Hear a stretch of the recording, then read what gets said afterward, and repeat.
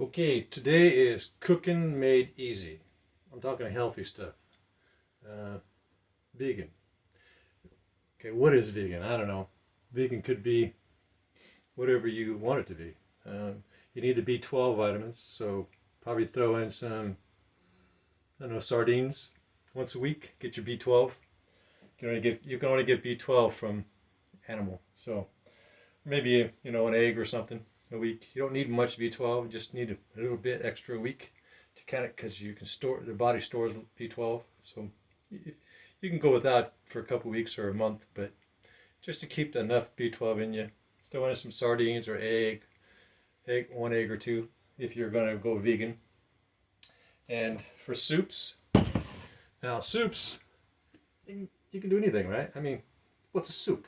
A soup is everything but the kitchen sink. Well, you know what I'm saying? It's like lentils. So I got like three different kinds of lentils, and I generally use multiple different kinds of beans. So these are legumes. So I got these are kidney beans, black beans, good stuff. Um, they're really healthy for you. The best in the world. They're the best. I'm telling you, they're the best. No, I'm the best. Okay, so you soak these for about 2 hours, and you need to put twice as much water as the volume of the beans because they will, absorb the water and start to crack. And then they should only take like half an hour to cook.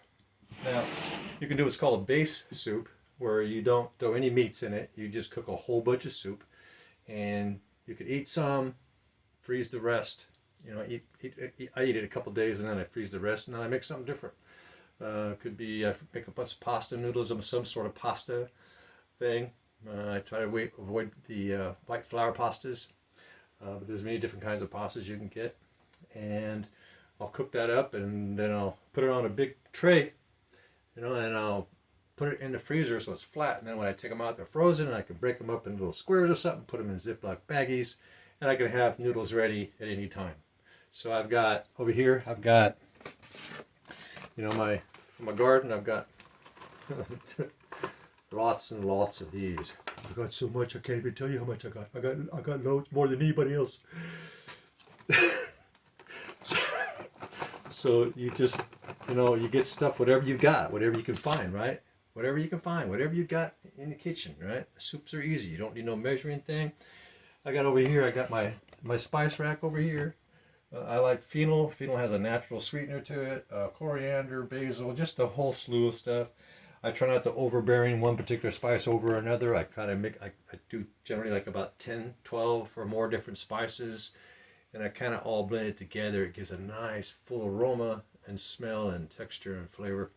So I don't overspice one particular spice. I just go how I feel at the moment. If I feel rosy, I add extra rosemary, right?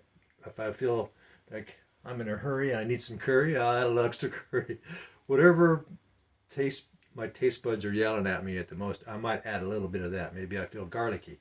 Right now, I'll throw a little extra garlic in there or something over above the rest of the spices. You get the picture. So it's about concept. So cooking is about concept. It's once you understand the fundamentals and just you got the brush strokes, like learn how to paint. Once you figure out the shades, how you shade here and lighten here, and once you learn the shading process and the dimensional process, then you're the artist, you're the creator. So this for me, it's not about measuring anything. It's about what I feel like at the moment, and then I add the amount of ingredients at that point. I don't measure stuff.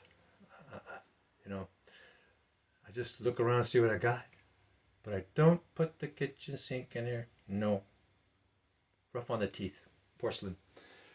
So, and another thing is, so that's soup. I mean, then you can add meats to it. You can put sardines in it. You can throw some eggs in it for protein, B12. When you take it out of the freezer to eat it, right? Yeah. And so I also freeze stuff. I freeze a lot of stuff. I've got I think that's 24 cube chest freezer in my garage.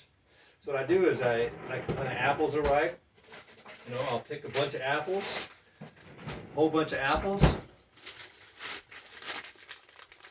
bag them and tag them and date them, right? Apples. I got a lot of peaches. bag them, tag them, and date them. Right? Peaches, all ready to do whatever I want with. I made a nice dessert. Peaches, apple tonight. Some roasted nuts. I don't buy any nuts or anything that's been processed. Only roasted, because they don't. When they roast them, they'll say the ingredients. It'll just say roasted. That's what you want. They just run it through an oven from the field. Roast it on your table. So, and also what I do is, an example would be, I'll take bananas, buy some bananas, and I will chop them up, and I'll freeze them. And the bananas make a creamy, like ice cream thing. And here's like blackberries. I take the blackberries, I'll put them in a puree blender. I don't put anything in, no water. I don't add water. No, everything's just as it is. I just crunch it down until it gets all blended up. And then I take ice trays. Like these are cubes from an ice tray. So I'll take ice trays, for like whether it be blackberries, raspberries, blueberries, just depends, tomatoes, and I'll run them through the blender. And then what I do is I take ice trays and I'll put them in the ice trays, right? I have lots of ice trays. I got lots of them, a whole bunch of them. Oh, I got more than anybody. I'm the best with ice trays. I can't help myself. So I freeze a whole bunch. I'll do a whole bunch of something, and I'll cube them, and then take them out. And what I found out is the best way to take them things out of an ice tray is once you get them frozen, take a butter knife, you pop underneath there, have a big bowl or something. Don't aim towards the floor, because they're welcoming on the floor. So aim away from the floor, and you push down here, you twist, you just kind of pop them out. Because when I twist them, I noticed that it can be really hard to get them out, and so I just pop them out myself one at a time. And it takes a little longer sometimes, but I've broken so many of my trays. Like going, hey man, there's got to be a better way. Huh? What if that butter knife right there will work? So now I use butter knife. And so, yeah, I'll use all these trays, and I got another stack like this, that I sometimes use them all. I'm going, oh, I need to buy more so I can do more at a time, because when I go to pick tomatoes, I have a plethora of tomatoes. So I'll puree these down, leave them raw, and I got a blender, and I'll just puree those tomatoes down, because they take up less space in the freezer when I puree them. And so what I do is I'll puree those tomatoes down, and I'll show you how I bag them. So anytime you come across, like, hey, a friend's got excess, it's just rotting in here in their garden, or it's just going to waste, and you got place to freeze the stuff, So if you look in here, I don't know if you can see that in there. So these are all tomatoes here. This I cooked down, made tomato paste, tomato sauce. These are all tomatoes going all the way back that I froze. You can see kind of how they look there, right? Tomatoes raw. So yeah, I got tomato, I got lots of tomatoes, lots of tomatoes. And so that's all, everything in there is from my garden. That's all garden stuff, except for a few things from when we buy the animals chicken. We boil the bones and skin and stuff like that, and we skim off the fat, let it cool down, skim off the fat, and I freeze it in these cubes, the broth, chicken broth, and I will use that as a broth. But you can also do that with vegetable stock. So say, for example, you got a soup, it's too thick. Well, you can just take any vegetable, right? I mean, it's too thin, it's too watery. You can just take any vegetable, right? Take some of the liquid out of your pot, put it in a blender, along with your whatever vegetables you have, puree your fresh vegetables, whatever they are, maybe not so fresh, I don't know. And you just made yourself a thickening agent for your soup, so it's not so watered down. And you just made it a lot healthier, a lot of polyphenols, so those are good things. And so, so I would recommend avoiding, in general, recipes. Just think about what you got, what I got in the house, I can make a soup or I can make a stir fry. Stir fries are great. I have stir fries all the time. My base is all kinds of things. Sometimes my base is a yam and I mix that all up, or sometimes it's some potatoes, white potatoes that I've grown, or some other thing like that, or some white rice. White rice, as long as you don't use a lot. If it doesn't fit in the palm of your hand, overflows, that's too much. White rice, because it'll spike your glucose. So it's all about keeping that glucose down, keeping it primed, feeling great, You spike the glucose. When the glucose gets spiked, we actually start to feel jittery later on, right? Because now we got a drop. Now we've got, oh man, whoa, what's going on, right? So I never feel that, ever. Not even a little bit, right? And I've been doing this for over 4 years. So, I've gotten down to 134 from 205, and it was just from doing what I'm doing, which is I eat one meal a day. I don't eat nothing until 0 calories until 5 o'clock. I have a vegetable garden type of food that we make. Sometimes we buy some meat. Sometimes we throw that in there, some chicken, rarity, some hamburger if we got it.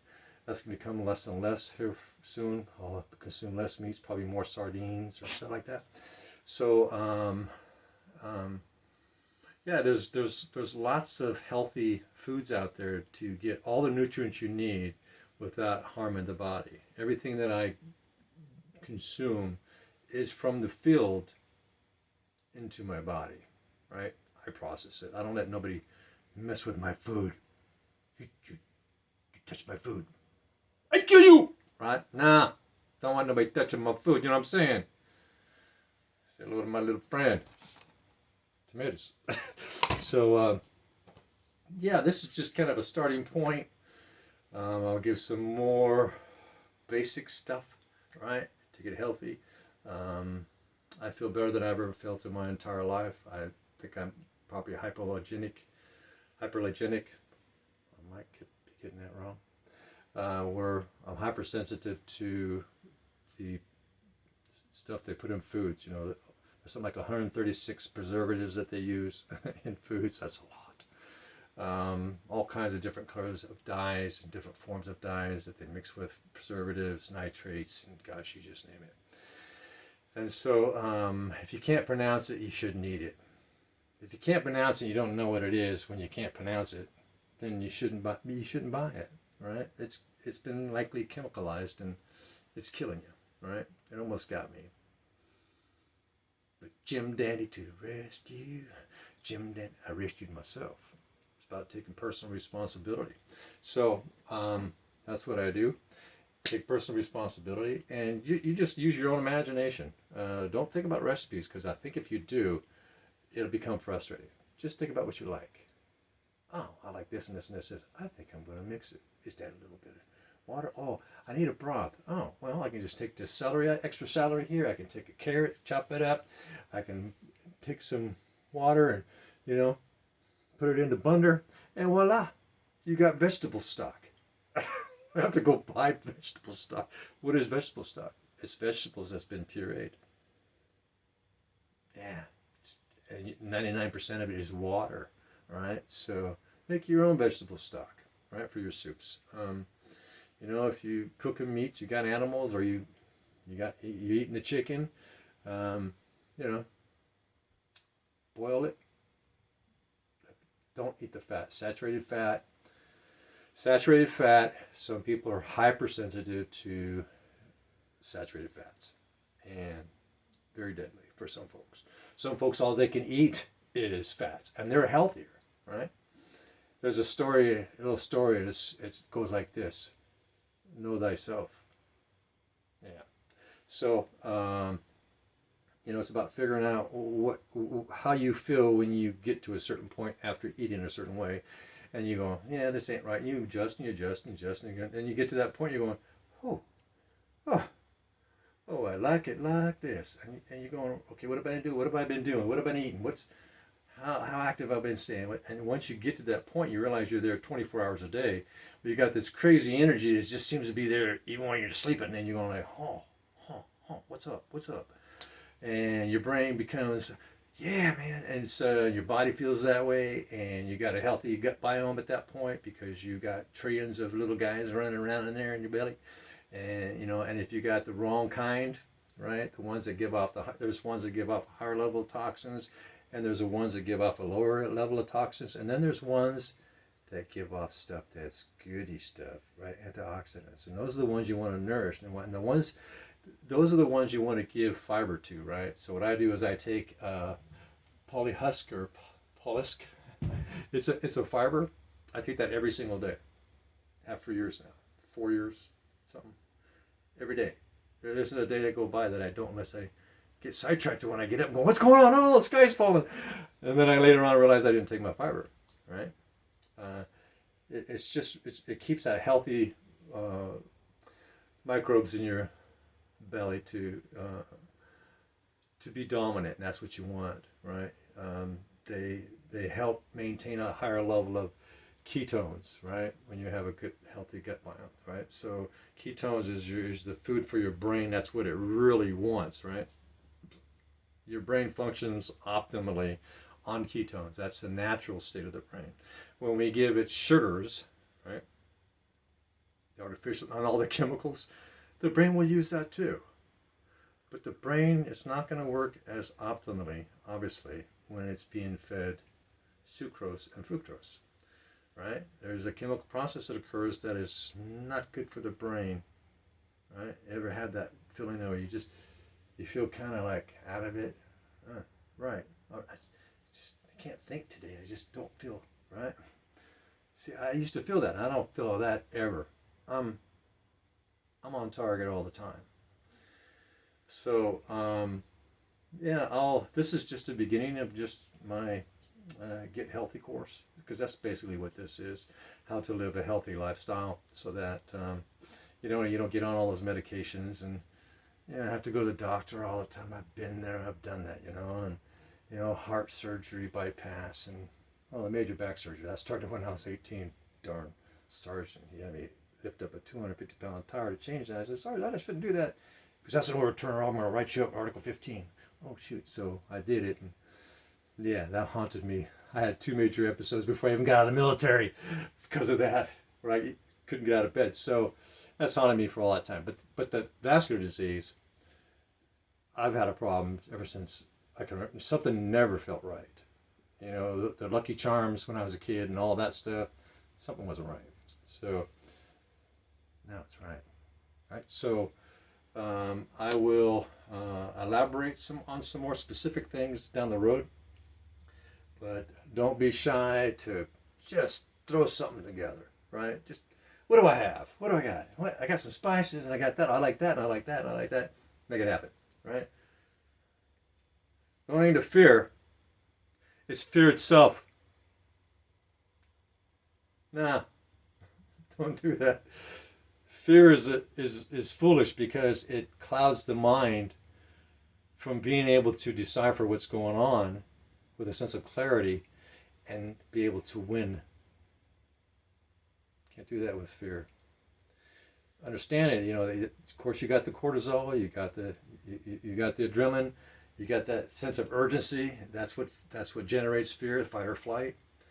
It's better to analyze. Okay, why do I feel that? Than it is to just feel it. Why do I feel it? Why do I, right? Analyze what's causing that rush of what most people regard to as fear. What is causing that adrenaline rush and cortisol rush? What is causing it? And by analyzing what's causing it, you can address it or tackle it and beat it. That's how you beat fear, because that's what fear is. Usually it's of the unknown. Oh no, right? Know it. By knowing it, you won't fear it, right? Ignorance is bliss. Right? Knowledge is obviously power, right? And so there we go. This is my first tip on starting to get healthy. And I get up every morning. I empty the bladder bag, right? I get on my scale, make sure I'm within my zone, because I have a red line where I got, okay, this is where I'm going to stay. Sometimes I'll eat a little bit too much big of my organic food, and I might gain a pound or two just in one meal, even though it's because my metabolism is slowed down. So it's, you know, I gotta manage. It's like taking care of your car, right? You gotta change the oil, or you gotta do certain maintenance. You know, put windshield wiper stuff in there. You well, look at it that way, right? So for me, I get on the scale. I make sure within my one. Right now I'm at 145 because I was losing some muscle balance and muscles were clicking. I was doing weird things. So I realized that I had lost too much weight. 134 was too light for me to maintain the level of muscle mass that I have. So I was losing muscle mass. So I'm back up at 145 this morning. And so that's critical. So I weigh myself and then I brush my teeth and I come out here and I grab my vitamins. I have a pack here, right? I have a pack here, 2 weeks, half a month. DHA, omega-3, 1000 I use, Coenzyme 10. I take a potassium because I suffer from low potassium. Probably always have. Even when I was 17, I was get these little heart flutters and have ever since on and off. And I noticed by staying on the potassium, 50 milligrams, none. Zero. Know thyself, right? Most people are fine. They don't need to take an extra potassium because they regulate everything well, right? So I never have regulated potassium efficiently, so I needed a little bit boost since I was probably a child. All right, now I know. So, yeah, here's my psyllium husk fiber. I take that a couple hours or so after I take my vitamins. I like to take my vitamins first before I take the psyllium husk because I want all the nutrients to be absorbed, right, into my small intestine. And then once that's happened after a few hours or 3, whatever, then I take my fiber, right? And I feel, got something on my belly when really I don't. There's no calories in it, right? So, yeah, this is episode 1 of Healing Thyself, right? Episode 1. More to come. Get healthy. If we're not healthy, and if we ain't got that, not much to look forward to. Healthy first, everything else after that. Take care. Good day.